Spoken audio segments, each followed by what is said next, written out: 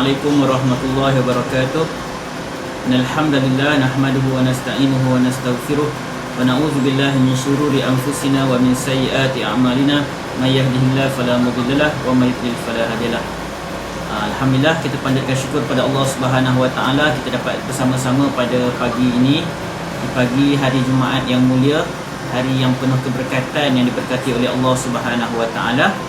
Yang mana pada hari ini kita akan bersama-sama membaca 10 ayat daripada surah Al-Kahfi, dan kita akan mengambil faedah, beberapa faedah yang berkaitan dengan pengenalan kepada surah Al-Kahfi. Jadi sesi kita yang pertama pada hari ini, kita akan lebih fokus kepada pengenalan tentang surah Al-Kahfi, ringkasan pada surah Al-Kahfi, dan kita akan masuk pada beberapa ayat yang awal dalam surah Al-Kahfi.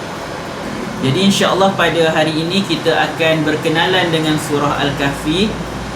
Saya akan kongsikan dengan sahabat-sahabat semua secara ringkas apakah itu surah Al-Kahfi, tentang kelebihan-kelebihannya, isi kandungannya, dan insya-Allah jika diizinkan oleh Allah Subhanahu wa taala, kita akan masuk kepada huraian kepada beberapa ayat daripada surah Al-Kahfi. Jadi kita nak lihat yang pertama, surah Al-Kahfi ia adalah surah Makkiyah. Ia merupakan surah Makkiyah. Kalau kita tahu surah Makkiyah, dia merujuk kepada surah yang diturunkan sebelum hijrah ke Madinah. Walaupun begitu, tentang ta'rif atau definisi Makkiyah, Madaniyah ini berlaku perbezaan pendapat di kalangan ulama. Ada yang bercakap tentang di mana tempat surah atau ayat itu diturunkan. Ada yang kata kalau Makkiyah tu merujuk pada ayat-ayat yang diturunkan ketika Nabi SAW berada di Mekah, manakala Madaniyah pula merujuk pada ayat-ayat yang diturunkan ketika Nabi SAW berada di Madinah. Tetapi wallahu alam, ta'rif yang terpilih, pendapat yang terpilih yang saya pilih, dan itu juga yang dikuatkan oleh ramai ulama, iaitu Makkiyah dan Madaniyah ini merujuk kepada zaman. Mana-mana ayat yang berkaitan, yang diturunkan sebelum hijrah Nabi SAW ke Madinah, maka ia adalah ayat Makkiyah. Dan mana-mana ayat yang diturunkan selepas hijrah ke Madinah, maka ia adalah ayat Madaniyah. Jadi surah Al-Kahfi ia adalah surah Makkiyah, surah yang diturunkan di Mekah. Apakah perbezaan antara ayat-ayat yang diturunkan, ayat-ayat Makkiyah dan ayat-ayat Madaniyah? Ada banyak perbezaan, dan antara perbezaan utama yang berkaitan dengan ayat-ayat Makkiyah dan ayat Madaniyah ialah ayat Makkiyah ia banyak memfokuskan kepada keimanan. Dia banyak memfokuskan kepada pembinaan akidah Islam. Ayat Makkiyah dia banyak memfokuskan kepada asas-asas agama Islam. Dia bercerita tentang akhirat, tentang syurga, tentang neraka, tentang tauhid, tentang syirik.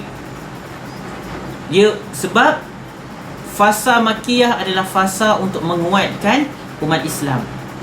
Manakala Madaniyah dia akan banyak berbicara tentang hukum hakam dan semisalnya. Jadi kalau kita lihat dalam surah Al-Kahfi, dia ayat surah Makkiyah, kita tidak akan temui di dalamnya perbahasan hukum yang mendetail. Walaupun adalah sebahagian ayat yang para ulama akan ambil ayat tersebut untuk menjadi dalil pada isu-isu tertentu. Mereka beristidlal dengan ayat-ayat tertentu dalam surah Al-Kahfi, tetapi tidaklah direct ayat itu berbicara tentang hukum hakam. Dan surah ini ia dimulakan dengan pujian kepada Allah Subhanahu wa taala yang menurunkan Al-Quran. Jadi tuan-tuan, kalau kita lihat antara karamah Quraniyah yang disebutkan oleh Al-Imam Ibn Ashur rahimahullah dalam tafsirnya, tafsir Ibn Ashur, atau namanya At-Tahrir wa Tanwir, dia letakkan satu berkaitan karamah Quraniyah. Kita panggil karamah ni keramat lah, macam something yang, sesuatu yang unik, ajaib. Antara karamah Quraniyah pada surah Al-Kahfi yang disebutkan oleh Al-Imam Ibn Ashur, Dia menyatakan bagaimana surah Al-Kahfi ini berada di pertengahan Al-Quran. Kalau kita lihat, kalau kita buka mushaf kita, akan ada satu perkataan dalam surah Al-Kahfi yang mana dia diwarnakan merah. Dalam mushaf yang kebanyakan yang ada, dia akan diwarnakan merah sebab menunjukkan itu adalah pertengahan Al-Quran. Jadi surah Al-Kahfi ini seolah-olah dia membuka separuh yang baru daripada mushaf Al-Quran. Jadi kata Al-Imam Ibn Ashur rahimahullah, dia kata kita akan lihat bagaimana ia dimulakan dengan tahmid kepada Allah Subhanahu Wa Taala juga. Alhamdulillah, sebagaimana dimulakan separuh pertama Al-Quran, surah Al-Fatihah dimulakan dengan Alhamdulillahi Rabbil Alamin. Jadi ini merupakan antara bentuk karamah Quraniyah yang ada pada surah Al-Kahfi. Ini disebutkan oleh Al-Imam Ibn Ashur dalam At-Tahrir wa Tanwir. Jadi kita nak lihat, sebelum kita masuk lebih dalam ke dalam surah Al-Kahfi, kita nak lihat secara ringkas apa dia tema-tema utama, apa dia topik-topik utama yang dibincangkan dalam surah Al-Kahfi. Jadi kita lihat di sini, tema utama surah Al-Kahfi ialah fitnah. Tema utama surah Al-Kahfi ialah fitnah. Apabila kita berbicara tentang fitnah, kita bukan bercakap tentang maksud fitnah daripada sudut bahasa Malaysia. Maksudnya fitnah dalam bahasa Malaysia ialah kita melemparkan tuduhan atau kata-kata yang tak benar tentang seseorang, kan? Kita tuduh orang tu buat ni, sedangkan dia tak buat benda tu, maka itu fitnah. Itu dalam bahasa Malaysia. Tetapi apabila kita berbicara tentang fitnah dalam surah Al-Kahfi, dia merujuk pada fitnah dalam bahasa Arab, yang mana fitnah ini merujuk kepada ujian. Sebab tu bila disebutkan sesuatu tu sebagai ujian, sebagai fitnah, dalam Al-Quran sebut beberapa perkara sebagai fitnah. Anak-anak, harta, isteri dan semisalnya disebutkan sebagai fitnah. Kadang-kadang bila disebutkan benda ni sebagai fitnah, kita memahami bahawa Allah Subhanahu Wa Taala mencela perkara-perkara tersebut. Tak. Sebab kita faham konteks fitnah dalam sudut bahasa Malaysia. Sedangkan fitnah yang dimaksudkan di sini ialah ujian. Harta, anak-anak, pasangan, kita semua ujian. Walaupun mereka orang yang baik, kita dapat pasangan yang baik pun sebenarnya satu ujian untuk kita. Harta satu ujian untuk kita. Kemiskinan pun satu ujian untuk kita. Anak-anak, walaupun anak-anak kita baik, kita tetap satu ujian untuk kita. Sama ada kita menjalankan tugas kita sebagai seorang bapa atau tidak. Jadi fitnah yang dimaksudkan di sini ujian. Jadi kita lihat tema utama. Pertama, topik pertama dalam surah Al-Kahfi ialah fitnah yang berkaitan dengan agama. Fitnah berkaitan agama. Inilah yang akan kita bincangkan nanti, kisah pemuda yang melarikan diri masuk ke dalam gua. Lama dalam gua tersebut, mereka larikan diri, mereka nak selamatkan agama mereka. Ini merujuk pada ayat yang ke-9 sampai ayat yang ke-24. Jadi itu fitnah yang pertama. Jadi bila surah Al-Kahfi cerita tentang fitnah, surah Al-Kahfi Allah Subhanahu Wa Taala tak biarkan kita terumbang-ambing tanpa memberikan penyelesaian macam mana nak selamat daripada fitnah. Maka dalam surah Al-Kahfi ayat yang ke-27 sampai 29, Allah Subhanahu Wa Taala mengajar kita bagaimana nak berlindung daripada fitnah dalam sudut agama. Nanti kita akan lihat apa ayat 27-29 ni, macam mana kita nak selamatkan diri daripada fitnah dalam agama. Tema yang ketiga ialah fitnah harta, ujian harta. Dalam surah Al-Kahfi ada kisah dua pemilik kebun, ayat 32 sampai 44. Jadi seperti yang tadi juga, seperti fitnah agama tadi, Allah bukan hanya sebut fitnah dalam agama, bahkan macam mana berlindung daripada fitnah. Begitu juga dalam surah Al-Kahfi pada ayat ke-45 sampai ke-46, Allah mengajar kita bagaimana nak melindungi diri kita, nak menyelamatkan diri kita daripada fitnah harta, daripada ujian harta. Yang seterusnya, fitnah dalam ilmu. Fitnah, kita belajar, kita menuntut ilmu, kita jadi orang alim, kita pandai, ada fitnah dia. Merujuk pada kisah Nabi Musa dan Khidir. Nanti akan adalah perbahasan Khidir ini Nabi ke bukan Nabi ke, nanti insya-Allah kita akan masuk jika diizinkan oleh Allah Subhanahu Wa Taala. Jadi fitnah ilmu ni merujuk pada ayat 60 sampai 82.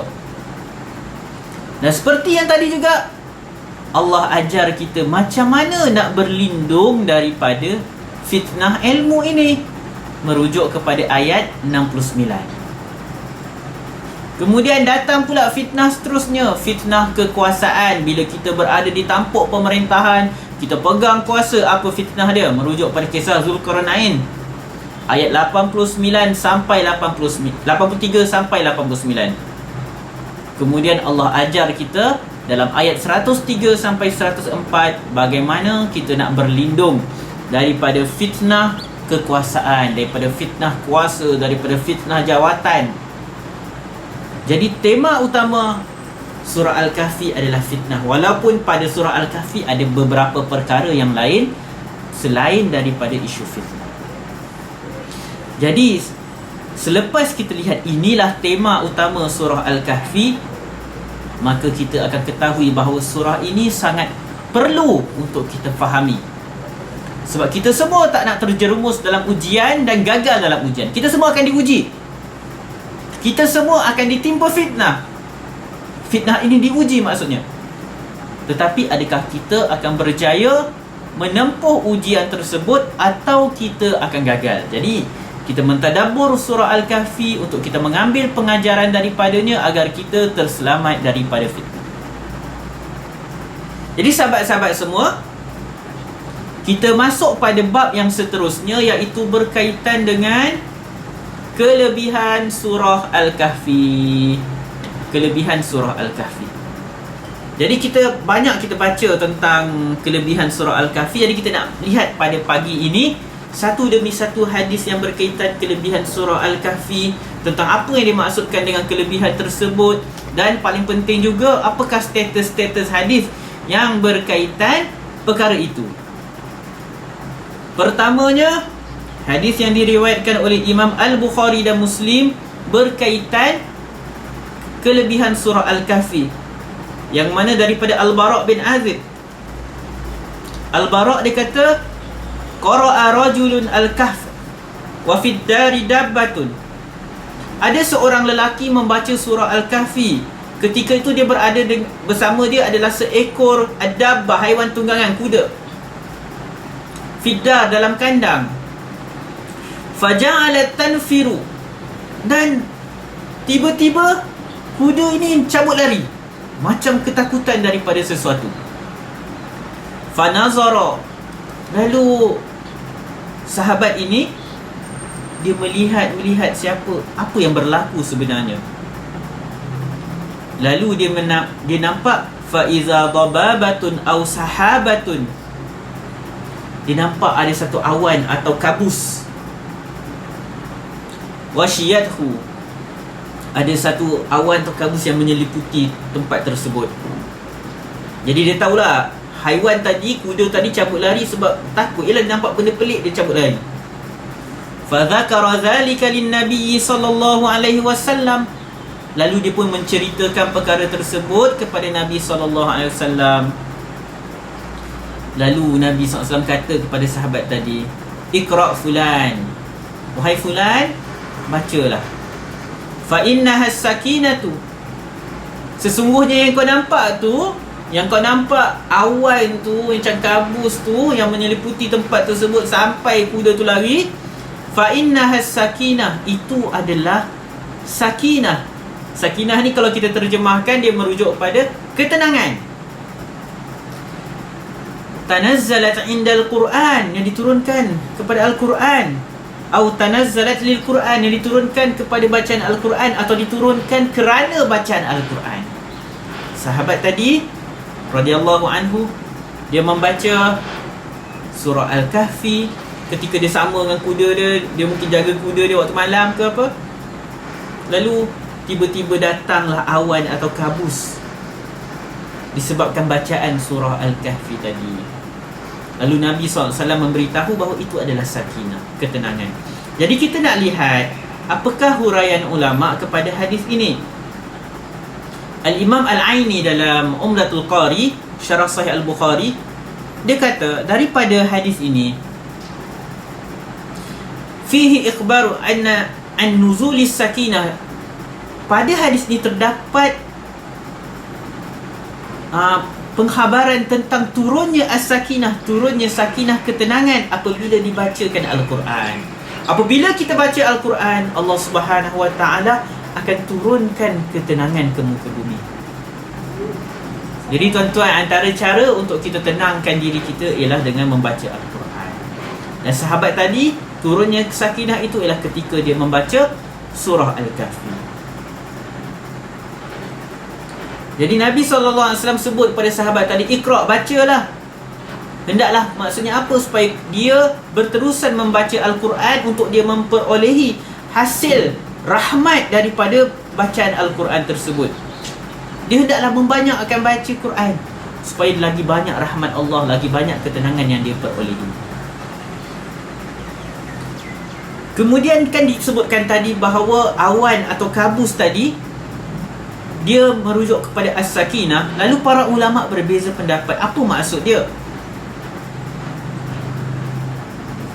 Ada yang mentafsirkan bahawa awan yang turun tersebut, yang dipanggil sakinah itu, dia adalah angin yang bertiup, yang mana dikatakanlah bentuk awan ni, wallah alam, ini tidak ada riwayat-riwayat yang kuatlah menyokong perkara tersebut. Ini cuma pendapat-pendapat ulama. Dia kata dia awan yang datang dengan angin dan bentuk dia macam bentuk manusia, wallah alam. Dan ada yang kata itu merujuk, as-sakinah ini dia merujuk pada malaikat, malaikat turun. Jadi kata Imam Al-Aini, yang terpilih, pendapat yang terpilih dia adalah sesuatu daripada makhluk Allah Subhanahu Wa Taala yang datang dalam keadaan tenang dan rahmat, dan bersama-samanya malaikat yang mendengar bacaan Al-Quran. Jadi tuan-tuan, memang bila kita baca Al-Quran, malaikat akan mendengar bacaan kita. Jadi hadis ini, walaupun sahabat tadi dia baca surah Al-Kahfi, tetapi bukanlah fadilat ketenangan yang turun ini, sakinah yang turun ini khas untuk surah Al-Kahfi sahaja. Bahkan ia merujuk pada semua Al-Quran, semua surah dalam Al-Quran. Kita baca apa sahaja akan diturunkan sakinah, malaikat akan turun, ketenangan akan turun, rahmat akan turun. Jadi kita nak lihat pula apakah kelebihan surah Al-Kahfi yang seterusnya. Yang ini yang paling popular. Perlindungan daripada Dajjal. Jadi kalau tuan-tuan lihat dekat skrin, riwayat berkaitan bacaan surah Al-Kahfi membantu kita untuk melindungi diri daripada Dajjal, ada banyak riwayat. Semuanya daripada Abu Darda. Jadi kita lihat satu persatu. Pertama ialah riwayat yang menunjukkan kita hafaz. Hafaz dengan hafal ni berbeza. Nanti kita akan lihat huraian ulama kepada hadis-hadis ini supaya kita faham apakah yang dimaksudkan dengan hafaz. Pertama, riwayat Sahih Muslim yang menyatakan menghafaz 10 ayat yang awal daripada surah Al-Kahf. Daripada Abu Darda, Nabi SAW bersabda, "Man hafiza 10 ayatin min awali suratil Kahf." Sesiapa yang menghafaz 10 ayat awal dalam surah Al-Kahfi, Ufima minad Dajjal, dia akan dijaga, dia akan dipelihara daripada Dajjal. Ini dalam riwayat Sahih Muslim. Dan dalam riwayat Sahih Muslim juga ada satu riwayat yang menyebutkan min akhiril kahfi, maksudnya 10 akhir ayat surah Al-Kahfi. Jadi ada dua hadis yang sama berkaitan terselamat daripada fitnah Dajjal. Pertama hafaz 10 ayat yang awal daripada surah Al-Kahfi macam yang kita baca tadi. Semoga Allah terima bacaan kita dan jadikan ia sebagai perlindungan untuk kita daripada fitnah Dajjal. Yang kedua, hafaz 10 yang akhir daripada surah Al-Kahf. Tetapi dalam riwayat Imam At-Tirmidzi daripada Abu Darda juga, Nabi SAW sebut, man qara'a thalatha ayatin min awalil kahf usima min fitnatid dajjal. Sesiapa yang baca 3 ayat daripada awal surah Al-Kahfi, dia akan dilindungi daripada fitnah ad-dajjal. Jadi macam ada sedikit orang kata kontradiksi dalam riwayat-riwayat ini. Satu kata 10 awal, lepas tu 10 akhir, lepas tu 3 yang awal pula. Lepas tu kita lihat riwayat Muslim tadi sebut man hafizah, sesiapa yang menghafaz. Tapi riwayat At-Tirmidzi qara'a, sesiapa yang membaca. Dan kita lihat pula dalam riwayat Ahmad dan An-Nasa'i daripada Abu Darda juga, Nabi SAW kata, man qara'a 10 ayatin min akhiril kahfi, sesiapa yang baca 10 ayat daripada surah Al-Kahfi, usima min fitnatid dajjal, dia dilindungi daripada fitnah dajjal. Jadi kita nampaklah ada riwayat yang sebut tentang menghafaz. Apa dia menghafaz, insya-Allah kita lihat selepas ni. Dan ada riwayat yang menunjukkan membaca, qara'a, membaca. Jadi adakah cukup sekadar kita baca setiap minggu pada hari Jumaat? Dan satu perkara lagi, hadis-hadis yang berkaitan Al-Kahfi, antara fadilatnya ialah menyelamatkan kita daripada fitnah dajjal. Ia tidak khusus pada hari Jumaat. Ini penting untuk kita faham. Hadis-hadis tadi semua umum. Maksudnya bacaan Al-Kahfi dengan fadilat untuk selamat daripada fitnah dajjal, masa kita hafaz dia, kita baca dia, bukan khusus pada hari Jumaat. Jadi pasti akan timbul persoalan, mana datang pengkhususan membaca surah Al-Kahfi pada hari Jumaat. InsyaAllah lepas ni kita akan masuk pada riwayat tersebut. Jadi kita nak fokus pada riwayat-riwayat ini dahulu. Kita nak lihat apakah penjelasan para ulama berkaitan hadis menghafaz atau membaca 10 ayat ke 3 ayat surah Al-Kahfi ni menyelamatkan daripada dajjal. Kata Imam An-Nawawi rahimahullah dalam syarah Sahih Muslim. Imam An-Nawawi seorang ulama bermazhab Asy-Syafi'i dan dia juga seorang ahlul hadis. Dan dia memiliki sebuah kitab Al-Minhaj yang menghuraikan hadis-hadis yang dalam Sahih Muslim. Kata dia, sebabnya pada awal surah Al-Kahfi ini minal ajaib, terdapat perkara-perkara yang menakjubkan, ajaib. Wal ayat faman tadabbaraha. Kat sini penting kita kena ingat. Hadis Sahih Muslim tadi sebut man hafizah. Jadi Imam An-Nawawi menghuraikannya, faman tadabbaraha lam yuftatan bid-dajjal. Sesiapa yang mentadabbur ayat-ayat ini, dia tidak akan terkena fitnah dajjal. Jadi hafizah berdasarkan huraian Imam An-Nawawi ni, dia bukan sekadar kita hafal. Sebaliknya tadabbur, maksudnya kita baca, kita hafal, kita faham maksud dia, dan kita beramal dengan isi kandungannya. Sebab tadabbur tu kita renung ayat tersebut, bukan sekadar kita baca macam tu. Jadi sebab itulah kita ada sesi halakah ini untuk kita tadabbur ayat-ayat dalam surah Al-Kahfi, supaya kita benar-benar mendapat fadilat ini.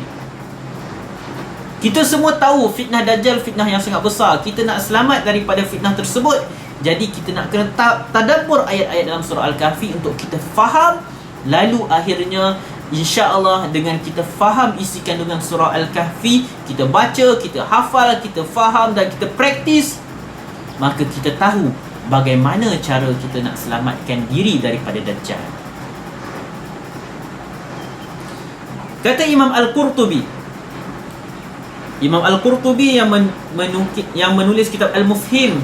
Al-Mufhim ni salah satu kitab lagi yang menguraikan kitab Sahih Muslim. Jadi kata beliau, surah Al-Kahfi ini terdapat di dalamnya kisah Ashabul Kahfi, yang mana pada kisah Ashabul Kahfi ini, kisah pemuda-pemuda yang larikan diri nak selamatkan agama ini, pada dia banyak perkara-perkara yang menakjubkan. Jadi kata beliau, sesiapa yang belajar, sesiapa yang faham, tahu tentang kisah ini, maka Dajjal, fitnah Dajjal tidak akan dapat kena pada diri dia. Fitnah Dajjal tidak akan dapat memusnahkan dia, menyesatkan dia. Maksudnya dia faham kisah Ashabul Kahfi, bagaimana pemuda-pemuda ini menyelamatkan agama mereka, melarikan diri daripada fitnah. Maka bila kita faham, kita akan cuba ikut bagaimana jejak mereka, bagaimana mereka selamatkan agama mereka. Begitu juga kita cuba selamatkan agama kita apabila datang Dajjal. Tuan-tuan, Dajjal datang dengan fitnah yang sangat besar, fitnah syirik kepada Allah Subhanahu Wa Taala. Dia hidupkan benda yang mati, dia tunjukkan yang syurga sebagai neraka dan neraka sebagai syurga. Dia turunkan hujan di tempat yang tandus. Fitnah ilahiyah, fitnah yang sangat besar, fitnah yang bersifat ketuhanan. Fitnah yang menyebabkan manusia, kalau siapa yang ikut dia, mereka mensyirikkan Allah Subhanahu Wa Taala. Nauzubillah min zalik.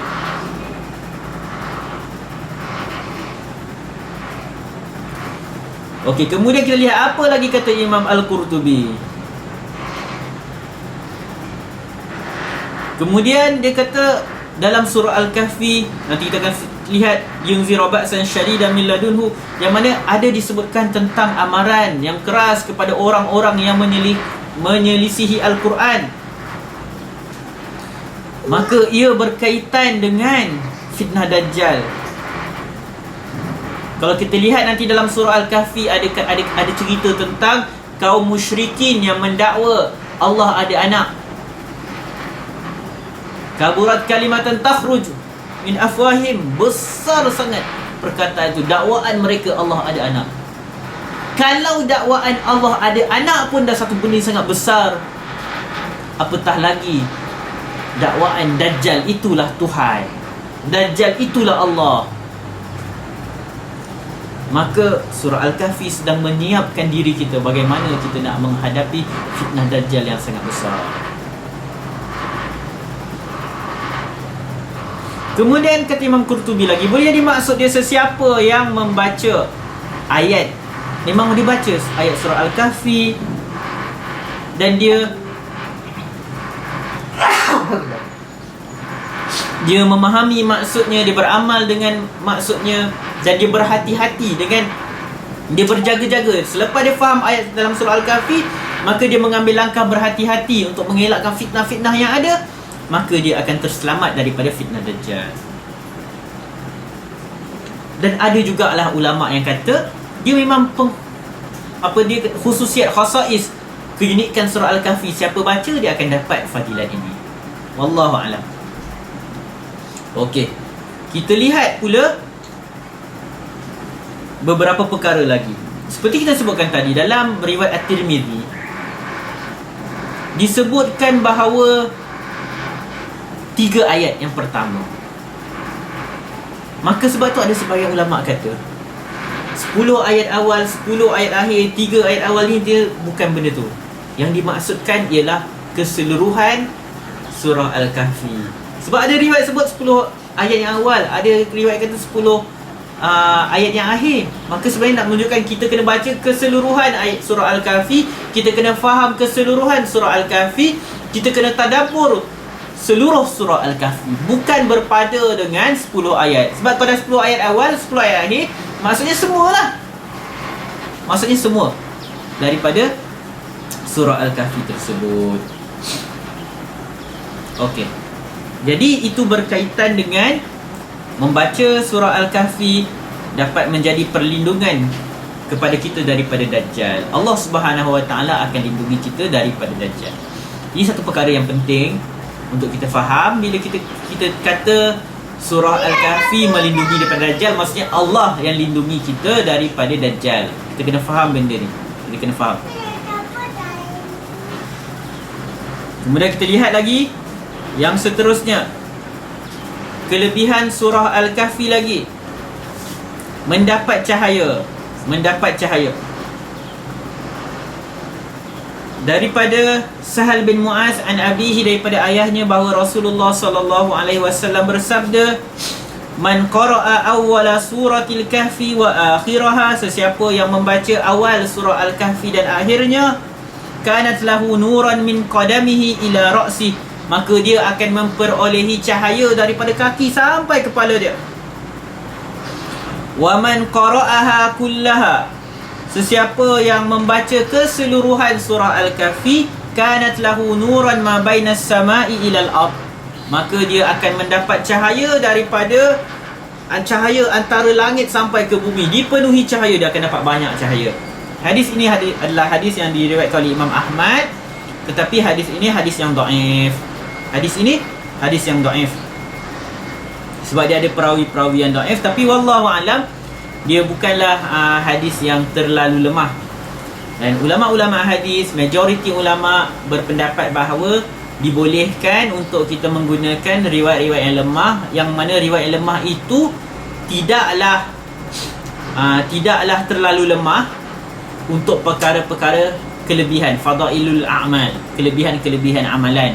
Apatah lagi untuk amalan-amalan yang memang ada asalnya. Membaca surah Al-Kahfi memang ada asalnya, maka ini hanya sebagai untuk motivasi orang beramal dengannya. Tanpa hadis yang dhaif ini pun telah ada riwayat-riwayat yang sahih menyuruh dibacanya surah Al-Kahfi. Jadi kita masuk yang seterusnya, kelebihan yang seterusnya daripada surah Al-Kahfi. Membaca surah Al-Kahfi di hari Jumaat.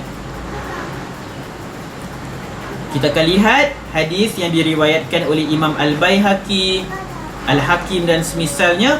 Dan hadis ni datang dengan pelbagai lafaz. Dan hadis ni juga riwayat dia ni macam ada sedikit bercanggah. Ada riwayat yang sebut dia dikatakan oleh Nabi SAW. Ada riwayat pula yang menunjukkan bahawa ia adalah perkataan Abu Sa'id Al-Khudri radhiyallahu anhu. Wallahu alam. Syekh Abu Ishaq Al-Huwaini ketika beliau menganalisis hadis tersebut, dia seorang ulama hadis dari Mesir, dia menyatakan bahawa yang benar itu adalah perkataan Abu Sa'id Al-Khudri, bukan marfu' kepada Nabi SAW. Tetapi walaupun dia adalah riwayat mauquf, mauquf ni maksud riwayat perkataan para sahabat, tetapi padanya hukum marfu', padanya hukum, maksudnya walaupun sahabat yang kata, sahabat tak kata Nabi SAW sebut, tetapi dia membawa hukum marfu' sebab dia sedang bercerita tentang fadailul a'mal, benda yang para sahabat tidak ada ruang untuk berijtihad. Mana boleh sahabat reka-reka bahawa siapa baca surah Al-Kahfi dia dapat itu ini. Maka itu menunjukkan para sahabat dapat benda itu daripada Nabi SAW, cuma mereka tak sebut. Jadi apakah kelebihan membaca surah Al-Kahfi pada hari Jumaat? Antara teks hadis yang ada ialah sesiapa man qara'a surat Al-Kahfi fi yaumil Jum'ah adha'a lahu minan nur ma bainal jum'atain. Sesiapa yang membaca surah Al-Kahfi pada hari Jumaat, dia akan disinari dengan cahaya antara dua Jumaat. Antara Jumaat hari ini sampai Jumaat minggu hadapan, dia akan disinari dengan cahaya. Ada pula riwayat Abu Sa'id Al-Khudri juga yang menyebutkan adha'a lahu minan nur ma bainahu wa bainal baitil atiq. Dia akan disinari cahaya antara dirinya sampai ke Baitul Atiq. Dan ada juga riwayat yang menyebutkan man qara'a surat Al-Kahfi kama unzilat kanat lahu nuran yaumal qiyamah. Sesiapa yang baca surah Al-Kahfi sebagaimana ia diturunkan, maka dia akan mendapat cahaya pada hari kiamat. Maka ringkasnya daripada riwayat-riwayat ini menunjukkan bahawa adanya kelebihan membaca surah Al-Kahfi pada hari Jumaat. Tapi sahabat-sahabat semua, kita lihat di skrin kita, Imam Asy-Syafi'i rahimahullah dan ramai ulama menggalakkan baca surah Al-Kahfi pada hari Jumaat. Tetapi ada satu perkara yang saya tertarik apabila lihat dalam apabila Imam Asy-Syafi'i menyebutkan tentang dia suka orang baca surah Al-Kahfi pada hari Jumaat, Imam Asy-Syafi'i tak bawa pun riwayat Abu Sa'id Al-Khudri ni. Dia tak bawa pun sama ada riwayat tu riwayat Nabi SAW ke, atau riwayat yang disebut oleh Abu Sa'id Al-Khudri saja ke. Dan Imam Asy-Syafi'i wallahu alam, setakat yang saya baca, dia tak sebutkan riwayat itu pun. Sedangkan riwayat itulah riwayat yang jelas menyatakan galakkan membaca surah Al-Kahfi pada hari Jumaat. Sebaliknya, Imam Asy-Syafi'i dalam beliau sebut, qala Syafi'i wa balaghana anna man qara'a surat Al-Kahfi wuqiya fitnatud dajjal. Imam Syafi'i sebut, telah sampai kepada kami, disampaikan kepada kami, maksudnya ada hadis yang sahih disebut tadi, hadis sahih Muslim dan semisalnya, yang menyebutkan bahawa, kata Imam Syafi'i, wa balaghana, telah sampai kepada kami bahawa sesiapa yang membaca surah Al-Kahfi, maka dia akan dilindungi daripada fitnah dajjal. Kemudian kata Imam Syafi'i lagi, wa uhibbu kathratas salati 'alan nabiy sallallahu alaihi wasallam fi kulli halin. Saya suka untuk dibanyakkan berselawat ke atas Nabi pada setiap keadaan. Wa ana fi yaumil jum'ah wa lailatiha asyaddu istihbaban. Dan pada hari Jumaat, malam Jumaat, siang Jumaat, lebih-lebih saya galakkan untuk membanyakkan selawat. Wa uhibbu qira'atal kahfi. Dan aku suka dan saya suka dibacakan surah Al-Kahfi lailatul jum'ah wa yaumaha, pada malam dan siang Jumaat. Kita lihat apa kata beliau. Dia tak sebut kerana riwayat Abu Sa'id Al-Khudri, tapi dia kata lima ja'a fiha, kerana apa yang ada dalam surah Al-Kahfi. Jadi saya nak buka soalan kepada sahabat-sahabat semua yang ada dalam Zoom ni.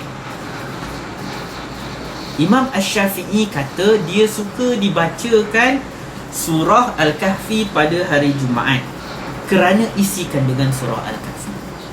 Dia tak sebut riwayat-riwayat lain, dia sebut kerana isi kandungan. Wallahu alam, seolah-olah dia tahu riwayat Abu Sa'id Al-Khudri tu, wallahu alam, tapi seolah-olah dia tak nak istidlal dengan riwayat Abu Sa'id Al-Khudri tu. Sebaliknya baca surah Al-Kahfi pada hari Jumaat kerana isi kandungannya. Seolah-olah isi kandungan surah Al-Kahfi ada relevannya dengan hari Jumaat. Dan sebelum tadi kita dah sebut, Imam Syafi'i kata telah sampai kepada kami bahawa sesiapa baca surah Al-Kahfi akan dilindungi daripada fitnah dajjal. Jadi saya buka kepada sahabat-sahabat yang ada di Zoom untuk boleh buka mic jawab, apa kaitan surah Al-Kahfi, hari Jumaat dan dajjal? Siapa nak cuba jawab? Ada siapa nak cuba jawab? Ke nak saya buka, nak saya sebut nama seorang-seorang ni? Mengelakkan daripada fitnah. Okey, mengelakkan daripada fitnah, betul. Sebab baca surah Al-Kahfi terelak daripada fitnah dajjal. Cuma sekarang soalan saya, apa kaitan mengelakkan daripada fitnah dajjal dengan hari Jumaat? Sebab Imam Asy-Syafi'i kata digalakkan baca surah Al-Kahfi pada hari Jumaat kerana isi kandungannya. Kita tahu isi kandungannya pasal fitnah, dan kita tahu fadilatnya mengelakkan daripada fitnah dajjal. Tapi jadi apa kaitan dengan hari Jumaat? Sebab hari Jumaat adalah penghulu hari. Hari Jumaat adalah penghulu hari. Okey, nice try. Okey, ada jawapan lain? Sebab saya ada pandangan yang lain yang saya nampak, tapi saya nak dengar sahabat-sahabat semua perkongsian. Apa kaitan baca surah Al-Kahfi, isi kandungan dia, selamat dajjal, hari Jumaat? Apa kaitannya? Ada siapa nak cuba kongsi? Apa hari Jumaat ni? Apa benda? Apa yang akan berlaku pada hari Jumaat? Kiamat pada Jumaat. Kiamat pada hari Jumaat. Dajjal ni apa? Keluarnya Dajjal merupakan antara petanda-petanda besar akan berlakunya hari kiamat. Sebab tu Imam Asy-Syafi'i, wallahu alam, ini kefahaman saya, ni yang saya nampak, dia galakkan kita baca surah Al-Kahfi pada hari Jumaat kerana hari Jumaat ni lah, sebagaimana hadis dalam riwayat Imam Muslim, hadis Abu Hurairah, hari kiamat akan berlaku pada hari Jumaat. Hari Jumaat ni lah hari diciptakan Adam, diturunkan dia ke bumi, dan pada hari Jumaat ini jugalah akan berlakunya hari kiamat. Dan seperti kita tahu, antara petanda besar akan berlakunya hari kiamat ialah keluarnya Dajjal. Jadi kita nak minta berlindung daripada Dajjal, yang mana Dajjal adalah petanda berlakunya kiamat. Wallahu alam, itu yang saya nampak berkaitan antara Dajjal, hari Jumaat dan surah Al-Kahfi. Sebab unik juga, sebab Imam Syafi'i tak sebut pun tentang riwayat Abu Sa'id Al-Khudri. Cuma dia kata, aku suka baca surah Al-Kahfi pada hari Jumaat sebab isi kandungan dia. Jadi isi kandungan surah Al-Kahfi kita dah tahu. Dia mengajar kita bagaimana nak menyelamatkan kita daripada fitnah. Dan antara fitnah yang besar yang akan berlaku ialah keluarnya Dajjal. Jadi kita masuk pada bab seterusnya. Sebab turun surah Al-Kahfi. Sebab turun surah Al-Kahfi.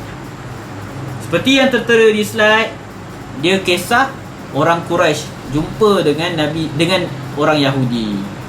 Dia diriwayatkan oleh Muhammad bin Ishaq. Dia meriwayatkan daripada Abdullah bin Abbas tentang peristiwa turunnya surah Al-Kahfi. Cuma kesahihan riwayat ni adalah perbahasan di kalangan ulama. Sebab pertamanya Muhammad bin Ishaq, dia tak bawa sanad pada kisah ni. Yang kedua, Imam At-Tabari pun ada sebut dalam tafsirnya, tafsir At-Tabari Jami' al-Bayan fi Ta'wilil Quran. Cuma kata Al-Imam Ibn Ashur rahimahullah dalam At-Tahrir wa Tanwir, pada riwayat Imam Tabari ni dia ada perawi yang majhul, tak dikenali. Jadi ada sedikit kelemahan lah pada riwayat tersebut. Tapi kita nak baca tentang riwayat ini.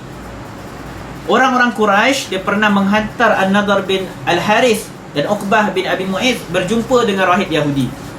Tujuan dia apa?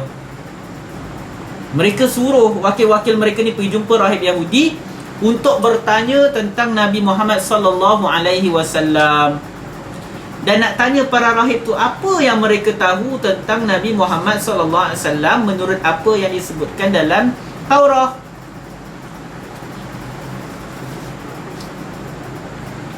Lalu orang Quraisy ni cakap dekat rahib-rahib Yahudi, kami datang kepada kamu sebab kamu adalah ahli kitab yang memiliki Taurat, untuk kami dapatkan penjelasan daripada kamu tentang ada di kalangan kami yang bernama Muhammad. Kan Nabi Muhammad SAW mendakwa, mengajak manusia mengikut baginda SAW. Baginda dan Nabi yang dipilih oleh Allah SWT. Jadi orang-orang Quraisy ni dia nak dapatkan jawapan, sebab mereka tahu orang-orang Yahudi ada Taurat, dan dalam Taurat ada bercerita tentang Nabi, kenabian.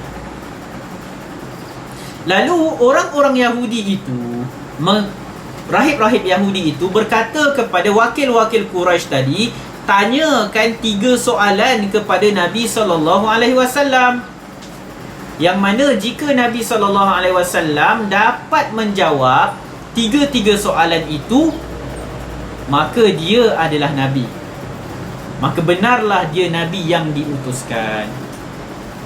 Tetapi kata rahib Yahudi, kalau dia tak dapat jawab 3 soalan ini, maka dia, Muhammad itu adalah orang yang mereka-reka cerita, dan suka hati kamulah nak buat apa dengan Muhammad tersebut. Jadi para rahib Yahudi itu ajar kepada wakil-wakil Quraisy untuk tanya 3 soalan. Pertama, tanya kepada Muhammad tentang kisah pemuda yang melarikan diri berkelana. Macam mana kisah dia? Sebab kisah mereka ni sangat menakjubkan. Itu soalan pertama.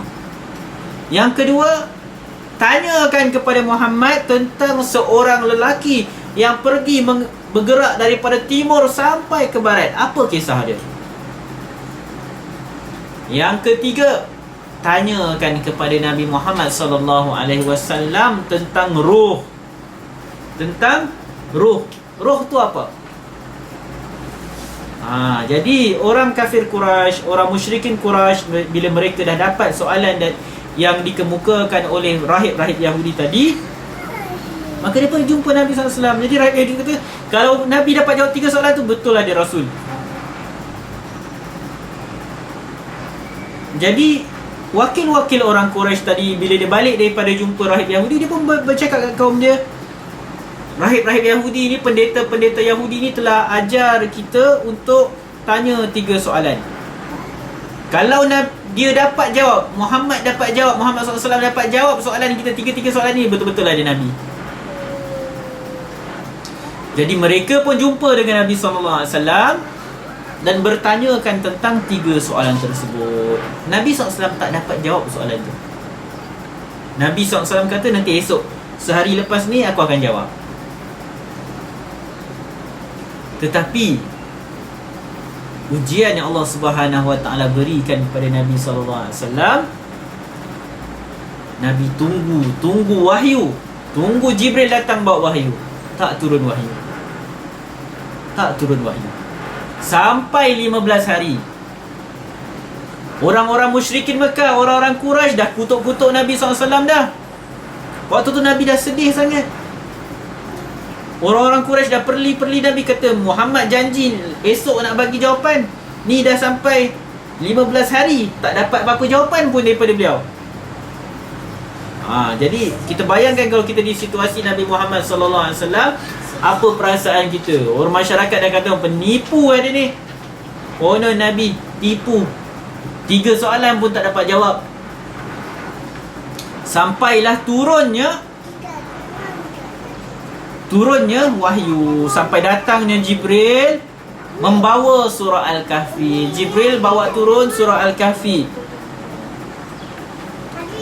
Lalu di dalam surah Al-Kahfi lah terdapat jawapan tentang kisah pemuda-pemuda yang melarikan diri, yang masuk dalam gua. Dan di dalam surah Al-Kahfi itulah ada kisah Zulkarnain. Jadi jawapan kepada soalan pertama tu dia berkaitan dengan pemuda Kahfi tu. Soalan kedua dia berkaitan Zulkarnain, ada dalam surah Al-Kahfi. Kemudian Jibril, selain daripada surah Al-Kahfi, Jibril juga bawa turun ayat dalam surah Al-Isra, yang mana Allah kata wa yas'alunaka 'anir ruh qulir ruhu min amri rabbi.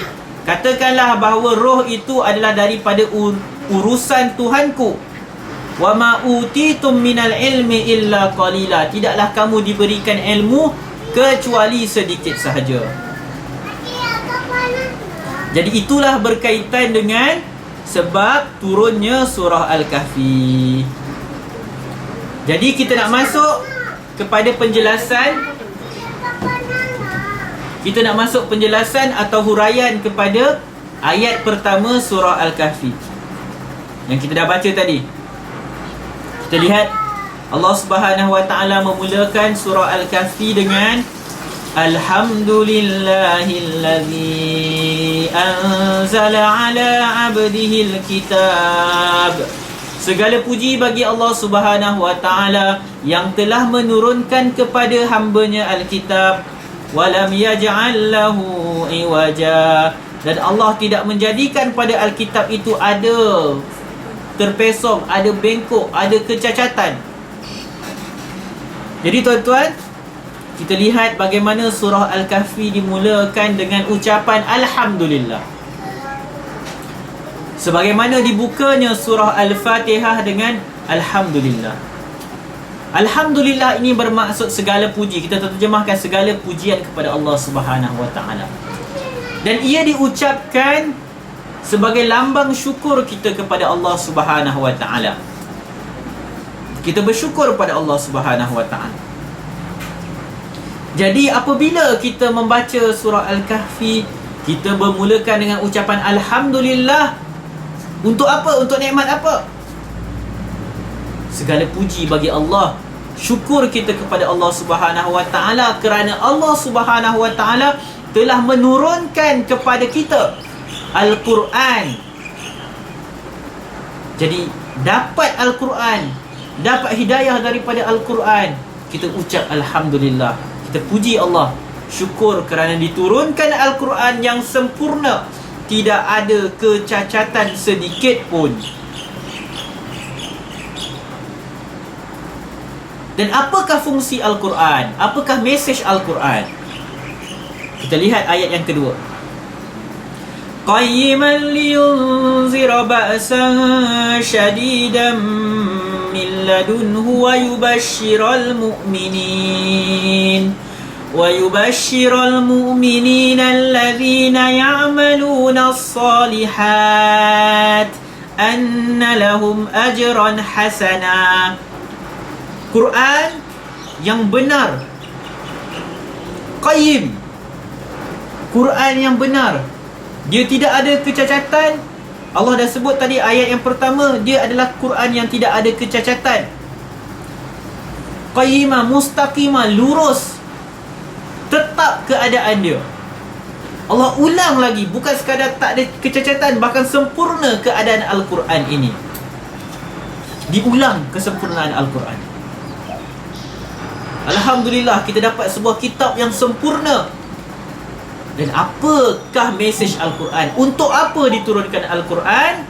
Kata Allah Subhanahu Wa Taala, untuk memberi amaran, liyunzira ba'san syadida,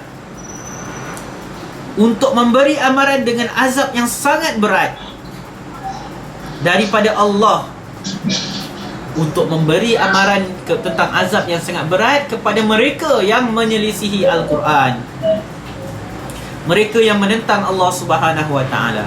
Wa yubashshiral mu'minin, dan memberi khabar gembira kepada manusia yang beriman, yang melakukan amal-amal soleh, bahawa mereka akan mendapat balasan yang sangat baik, makithina fihi abada, dan mereka akan dapat balasan yang baik itu selama-lamanya. Jadi Al-Quran Allah Subhanahu Wa Taala turunkan kepada kita membawa mesej yang sangat umum, iaitu antara tujuan utamanya bagi peringatan pada manusia, amaran kepada orang-orang yang menentang Al-Quran, menentang Allah Subhanahu Wa Taala, menentang Rasulnya, dan khabar gembira kepada sesiapa yang taat kepada Allah Subhanahu Wa Taala. Itulah Al-Quran, itulah manhaj Al-Quran. Pada hari ini kita akan dapati ada sebahagian orang dia tak suka kita cakap tentang dosa, neraka. Dia kata kita cakap benda-benda syurga lah, syurga dan semisalnya, pahala. Kenapa saya sebut dosa, dosa, dosa? Kita katakan bahawa Al-Quran, manhaj Al-Quran adalah manhaj yang seimbang, berbicara tentang dosa dan pahala, berbicara tentang syurga dan neraka, berbicara tentang khabar gembira dan amaran. Itu manhaj Al-Quran. Walaupun begitu, kita tetap disuruh banyak memberikan kepada manusia, dan jangan menyebabkan manusia jauh daripada rahmat Allah, putus asa daripada rahmat Allah. Tapi kena seimbang. Tak boleh asyik cerita pahala-pahala, Allah menerima taubat, Allah maha luas rahmatnya, sampai manusia suka hati buat maksiat pada Allah, ingkar arahan Allah dengan alasan rahmat Allah luas, Allah akan ampunkan dosa. Bukan itu dakwah Nabi SAW. Bukan itu manhaj Al-Quran. Manhaj Al-Quran macam ni, bagi amaran dan beri khabar gembira kepada orang-orang yang beriman.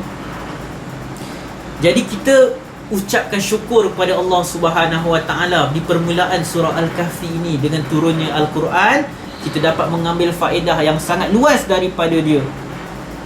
Kita menjadi petunjuk pada kita untuk meneruskan kehidupan. Dalam kehidupan kita di dunia ni, kita perlukan benda ni. Kita perlukan galakan, motivasi. Kita perlukan harapan. Al-Quran bawa harapan pada kita, janji kepada kita bahawa Allah rahmatnya luas, Allah maha pengampun.